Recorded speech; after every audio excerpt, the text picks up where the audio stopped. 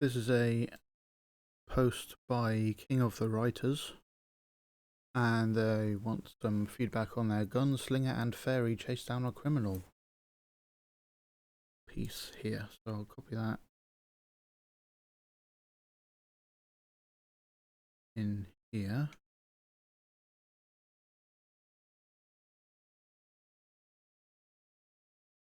Okay, so I think there's some like dialect going on.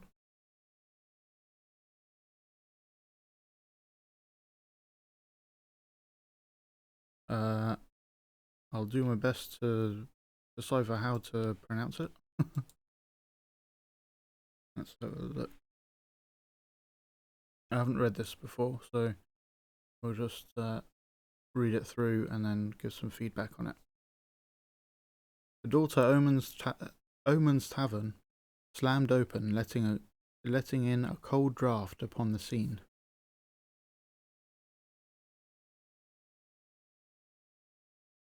The residents of the bar and the bartender turned to see a slim silhouette in the doorway.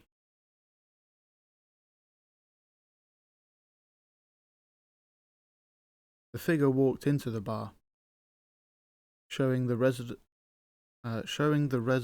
a worn brown cowboy hat.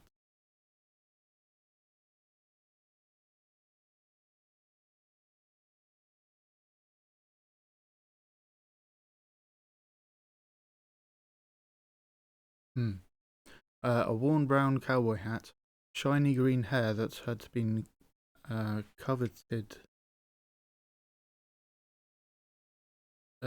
Covered?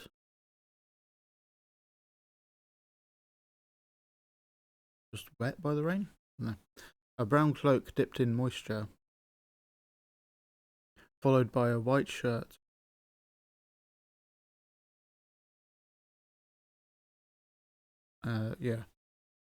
Followed by a white shirt, soaked blue jeans, and stylish khaki combat boots with spurs. Huh. The residents of the bar soaked up the gunslinger's image with their many eyes and multiple noses, and their antennae followed as he walked.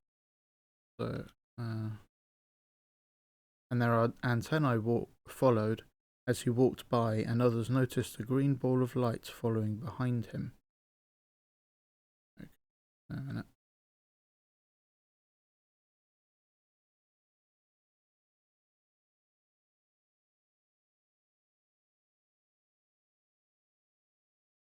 Walked by, and a green ball of light following behind him. The gunslinger sat at the bar, the water making squishing noises as he looked for his money.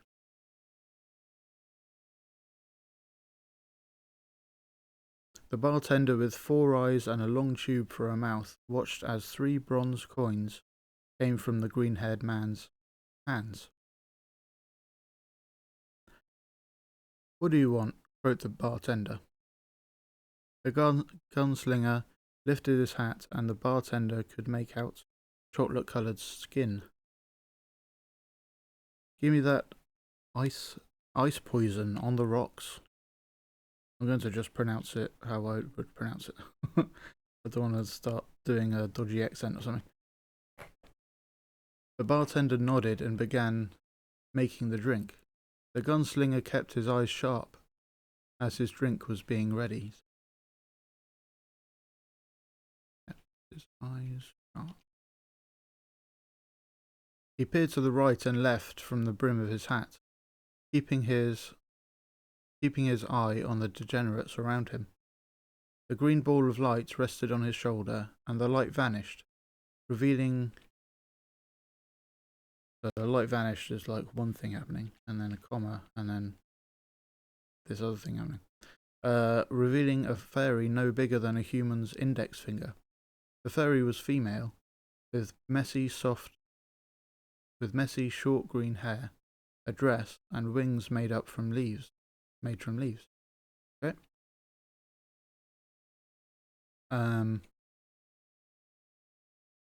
"You think he's here?" the fairy whispered to the gunslinger. So because this part here is actually continuing that sentence. So you'd put a comma if it's a full stop for the dialogue. You'd put a comma instead, and then this would be lowercase because it's continuing the sentence again.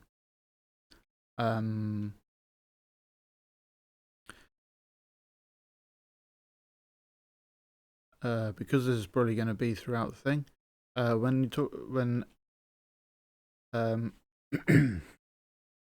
To figure out if it should be capitalized or not, like for fairy and gunslinger and bartender, think about if it would be used in place of a name in this sentence. So so if it's like the example I use is a detective entered the room, that would be lowercase because and like the detective would be the same. This is just like a title referring to a person with that title, versus like Detective Brown entered the room. Now it's part of the name, so then it would be capitalized. So when it's just the fairy and the gunslinger, then it would be lowercase. But if it was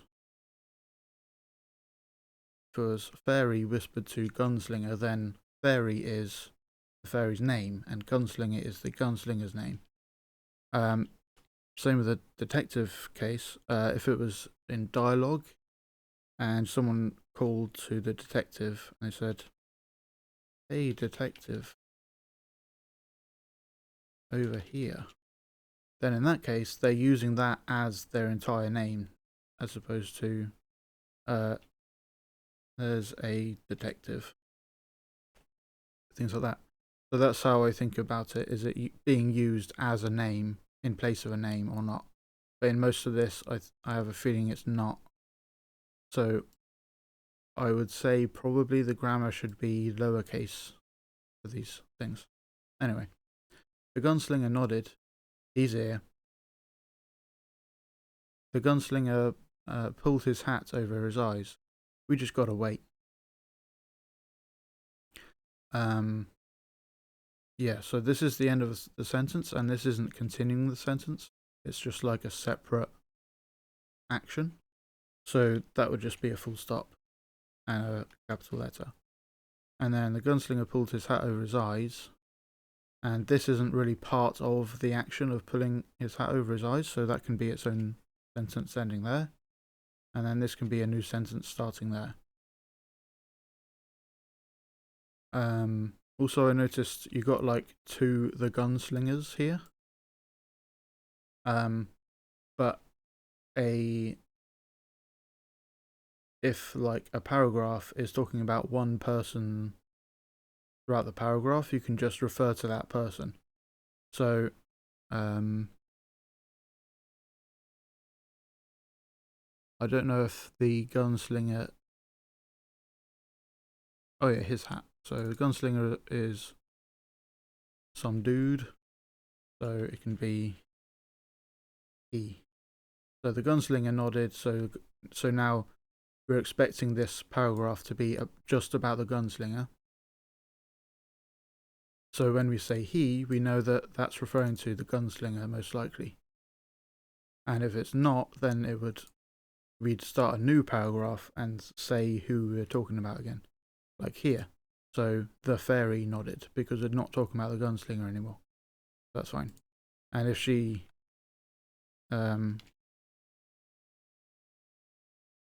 flew about the room or something, you could just say she, and we'd know that we're still talking about the fairy. Anywho, the fairy nodded, I guess, and that would be a sentence. The bartender handed the gunslinger his drink, and the latter took down the alcohol liquid in one swig. Okay. Oh, alcoholic liquid. Right. I ain't seen no one do that in all my days working here.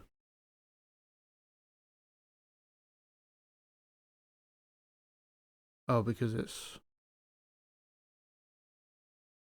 I guess it's a scary drink. Where was it about the drink?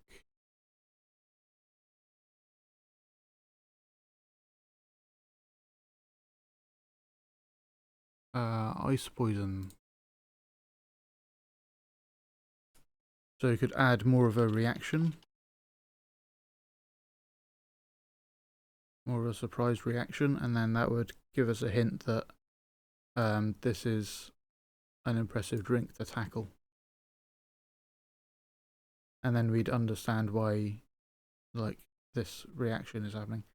So this is still... So because this has its own paragraph here, like right here, then we're expecting this to be a different speaker to that, otherwise it would just be part of the same paragraph. So I'm guessing this is the bartender, so we can just leave that in the same paragraph. The gunslinger gave a smile of a child. Said much practice.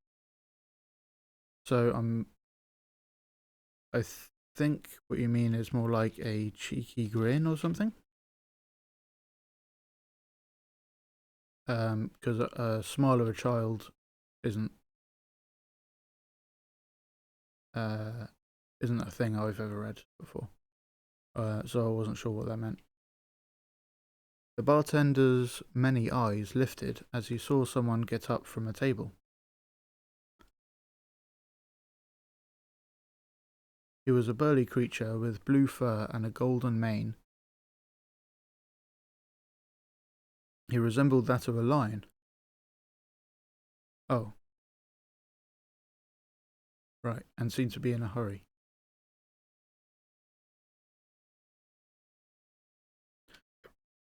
So, I guess this is the end of that sentence. And he resembled that. Are you just talking about the mane or his whole appearance? If it's his whole appearance, then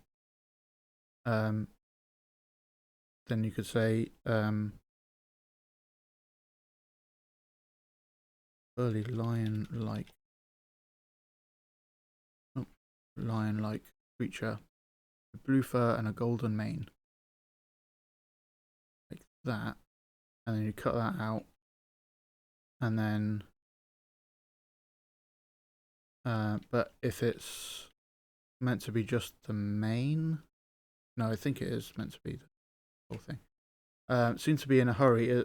If you could show that instead, so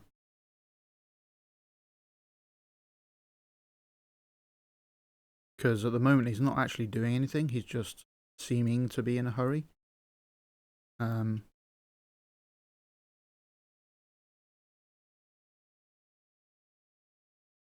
He hurriedly shuffled towards the door, and now we know he's hurrying.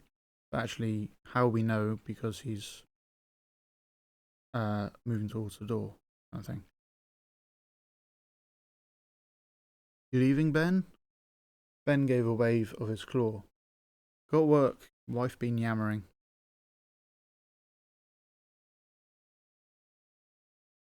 The lion man gave one last wave and headed outside into the storm.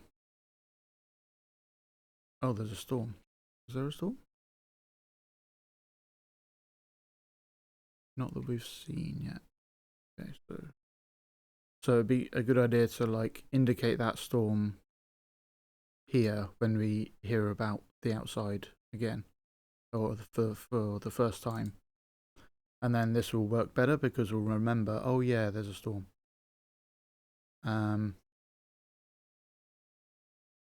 As soon as he was out of sight, Ben immediately went on all fours and sprinted to his house,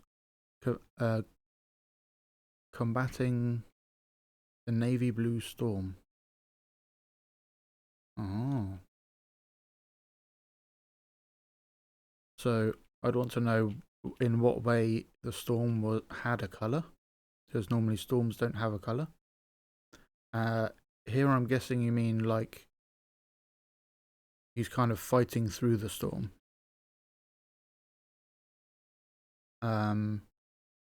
Whereas combating is specifically like a person fighting another person in some way.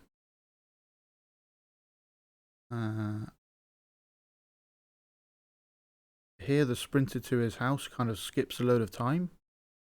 So yeah, I'm not sure.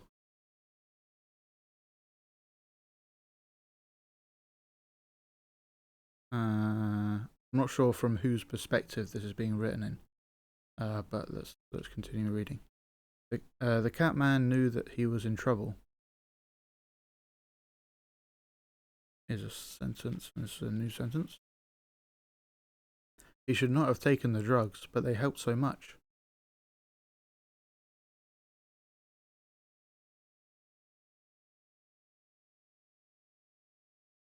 He knew the drugs were different, otherworldly, and he knew he had someone after him. I'm not sure how those are related to each other. Was it the Society of the Unknown and their black agents, or something else? Ooh.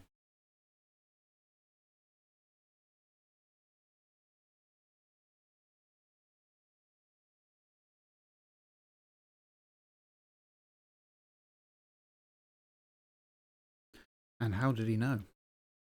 Ben let out a whine of a scream when he felt something grab him. The Catman. Oh, so this is. Let's just slow down a second. So that was a storm. That's like one action, and you could say that's part of this action. So you could put that in the same paragraph. But this is like a new place and a new action and a new focus on what you're kind of seeing as the reader. So that's why I put this into a new paragraph like that. So we've got the action and also the thoughts going through his head while this action is taking place. So that's fine, keeping it with the same paragraph. But then a new action happens and a change in focus. Ben let out a whine of a scream when he felt something grab him. From behind, from the side, is he like Robbie tackled? Does it hurt because he's screaming? Yeah, give a little bit more detail as to what is happening from Ben's point of view.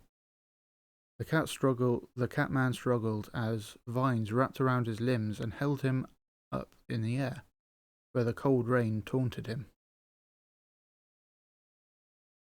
It was quite easy to pick you out there, boy.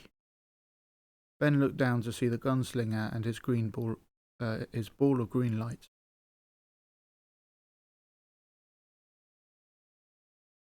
Yes, that's a sentence. Let me go. So,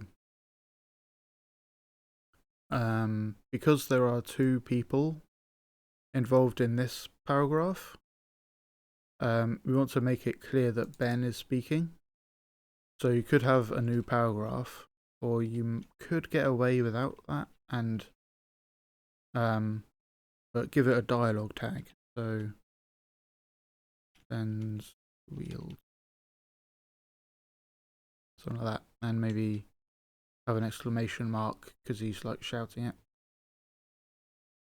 Let me go, Ben squealed. It was just drugs. I didn't know. I don't know what he didn't know, but he's saying he didn't know it.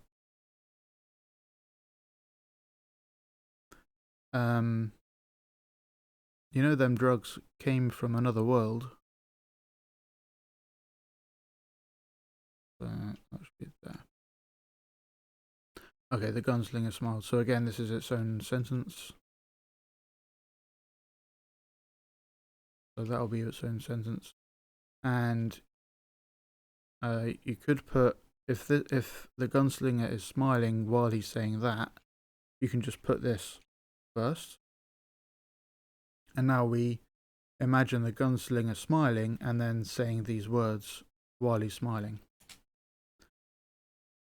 I doubt that's all they know. I just needed to pay bills. Pay the bills. Argued the Catman. So you can have a comma there. And that will be the part of the same sentence. Because it's saying it's the dialogue tag for the dialogue. I'm unclear as to how he was paying the bills by using drugs. Anyway. The gunslinger took out a 6-shooter crafted from wood, vines, granite, and bits of steel. Cool.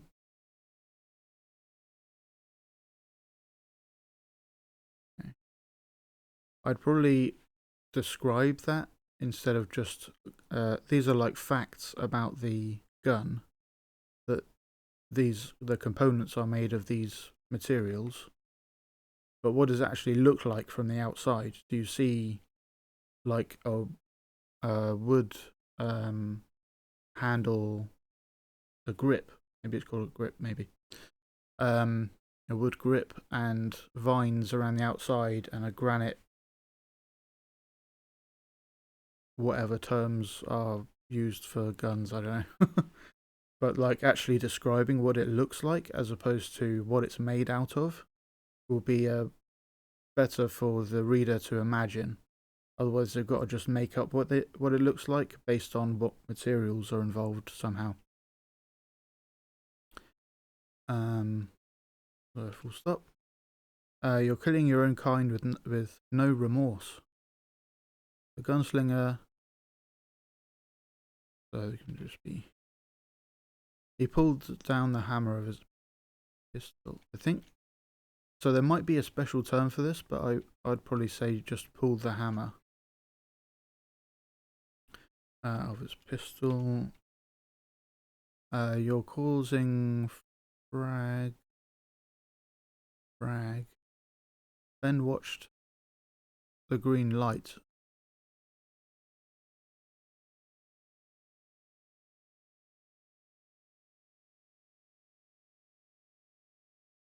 Okay. Causing frag. Ben watched the green light. So there's be a new little bit. Ben watched the green light fly by the gunslinger's ear.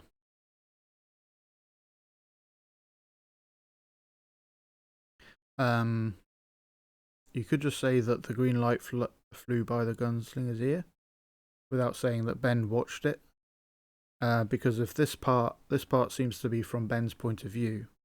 So if we see that happening, then the only way we could see that happening is because Ben saw it happening. So that's fine. We can just skip the part where we say that Ben sees it. And just get straight to what's happening.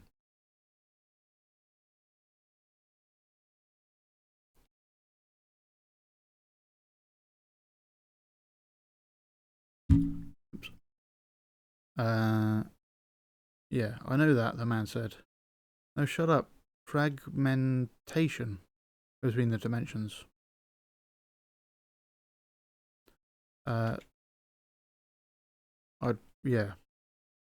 I'd probably not use so many ellipses. But this part kind of works, I think. Fragmentation between the dimensions. Yeah.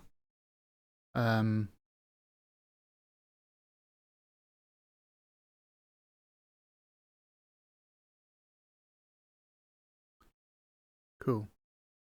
Please, Ben stammered. Please let me go. No more drugs, I promise.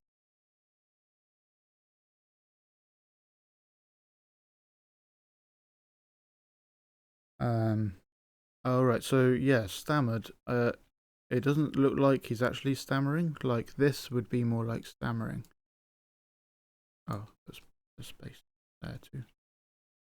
This would be more like stammering because it's tripping up over the same word. But here Ben isn't. So you could just say that he said. Or maybe pleaded. Yeah.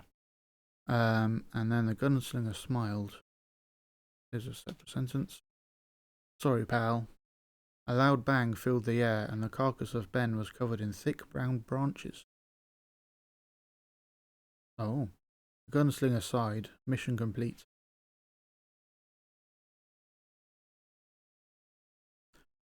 So he speaks, and then a thing happens. Then the gunslinger speaks again. So you could describe that more, give us a more visual idea of what this looks like, because that sounds pretty cool. But it's kind of hard to visualize why this is happening or what's really happening. But I'm guessing because there was a vine as well, and it wasn't really explained where that came from. Vine wrapped around his limbs. So that wasn't really like, where are these vines? Are they coming from the ground or the wall or the fairy or the gun maybe? So you could explain that a bit more. Let me just go back up here because there was some things I marked.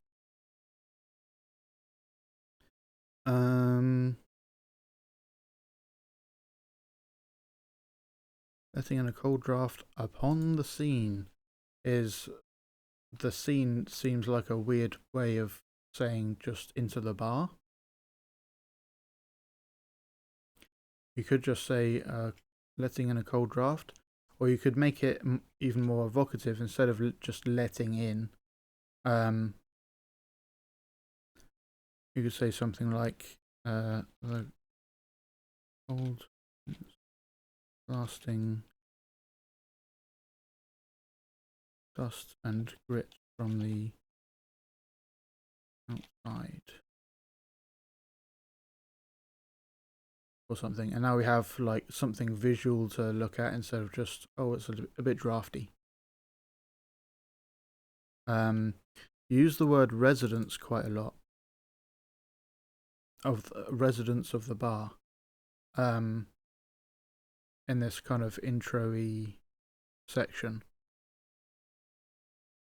But its residence is like someone that lives there, but I don't think any of them live there. It could be like regulars of the bar, that they regularly frequent this bar, but I basically don't think any of that really matters. What matters is there's some people in there. So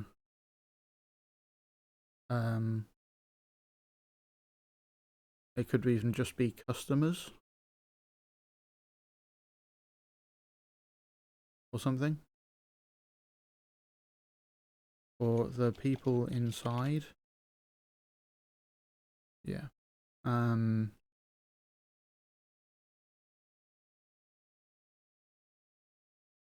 This read oddly as well. The figure walked into the bar, showing the residents their cowboy hat, as if they were like, took off the cowboy hat and said, "Look, take a look at my cowboy hat." But I think what you might mean is more like revealing more of what they look like as they stepped into the light. So like you might say the figure walked into the bar, just revealing a worn cowboy hat. Funny green hair. Okay, look, wet by the rain, so maybe dust and rain from the outside. Yeah. And then putting more setup here is better than it kind of being drip fed through the story. So there's a storm and there's rain and stuff.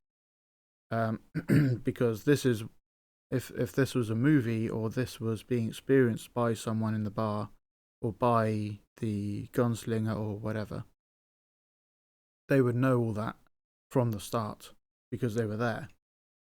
So yeah, kind of planting that at the start when it would be experienced by the perspective character is better, and then when you mention it later on, the reader already has this idea that there's a rainstorm outside, and you don't have to go into such detail about this was wet and that was wet.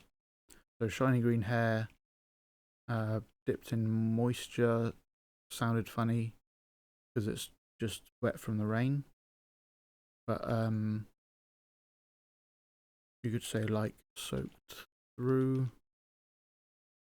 brown cloak,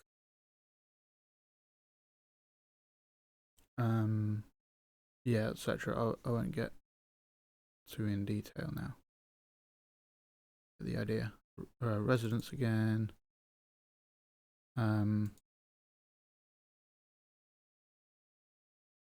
This has a lot of stuff going on in this sentence,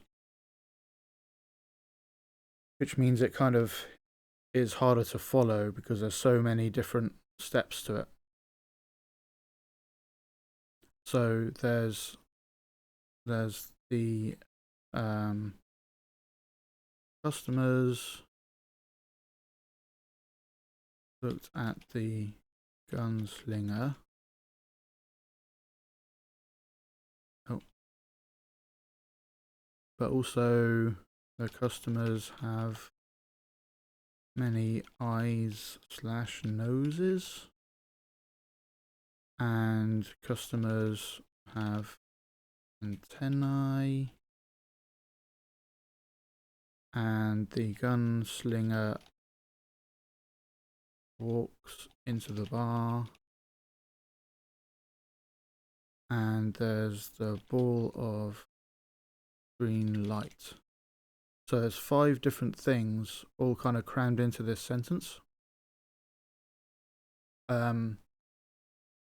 So splitting this up into multiple sentences would let those things breathe and be understood better, instead of trying to picture all these things and learn these things about the world and all that stuff in one go. So for example,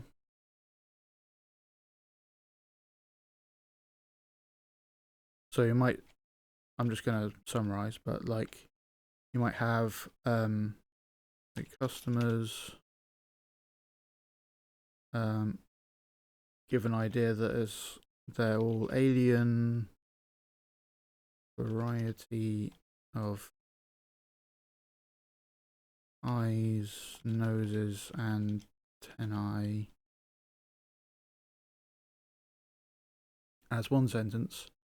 Then show the gunslinger moving to the bar and the green ball of light following. So I'm not saying each of these things have to be split up into their own sentence. Some can be grouped up, like these can be grouped up like that. But this will be like one. Think of them as snapshots. You have a snapshot of the customers looking at the gunslinger, and you get a general sense of their various alien types. And then this is a snapshot of moving to the bar and a green ball of light following with him to cover that bit. And now because these snapshots are more kind of contained and focused, then the reader can kind of focus on one thing at a time as well, and it'll be easier for them to understand. Yeah, I think that's about it. So yeah, it sounds like a cool kind of intro bounty hunter mission thing to set up the characters. The one big thing I would say is I wasn't sure on the perspective of the piece in general. Down here it definitely seems like it's Ben, because when he goes outside, we still see him and we kind of hear his thoughts, and stuff like that. And Ben looked down with like understanding things from Ben's point of view. But earlier it felt like it would be from the point of view of the silhouette in the doorway, which would be the gunslinger. So I thought maybe it's from his point of view. But if it's so, you could tweak it one way or the other. But if we go, I think it works better from Ben's point of view. So if we assume it's from Ben's point of view, then how would this change from his point of view? It's generally a good idea if you. So in theory, you might not have a perspective viewpoint limited for this story. So there's that. But in general, people do. So I'm just going to assume that to give you some advice, if that is the case. So it's generally a good idea to start with the perspective character. So then we're like, okay, they're the person now. So like Ben.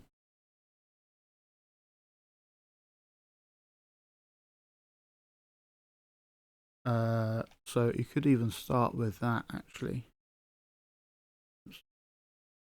Ben looked up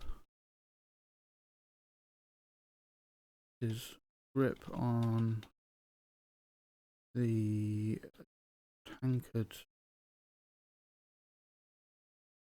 on the booth table tightening. So then we know Ben's probably the viewpoint character because we're seeing Ben's reaction instead of just everyone's reaction. And we're getting a bit of his grip tightening, so like he's worried about something. We're kind of showing that. And also whereabouts he is. He's in a booth. And then continue as normal, basically.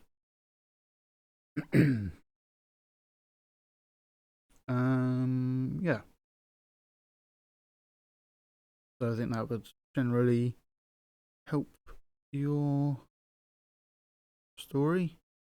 And good stuff. I hope you carry on writing.